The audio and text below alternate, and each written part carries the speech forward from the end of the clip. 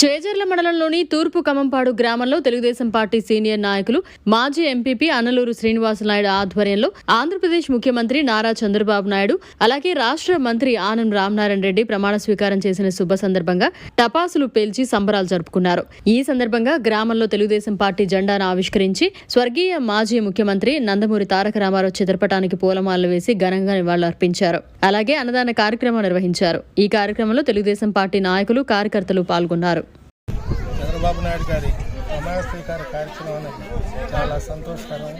వాతావరణం కూడా చల్లగా ఉంది. ఆయన పరిపాలన సుభిక్షంగా ఉండాలని కార్యక్రమం బాగా జరుగుతుంది.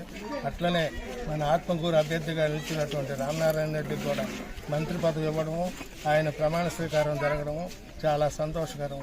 అనుకున్నట్టు ఆయనకి మంత్రి పదవి క్యాబినెట్లో దక్కుతుందని మేము ఎప్పుడో ఊహించాము.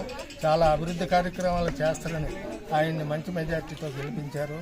మరి ఎంపీ గారు కూడా వేమిరెడ్డి ప్రభాకర్ రెడ్డి కూడా మంచి మెజార్టీతో గెలిచారు. కానీ చాలా సంతోషకరము.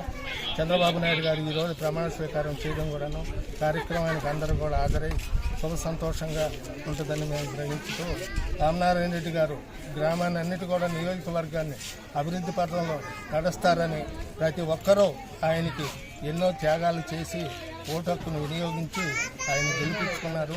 అట్లనే మంత్రి పదవి కూడా చంద్రబాబు నాయుడు సమక్షంలో ఆయన కేబినెట్ హోదా దక్కింది.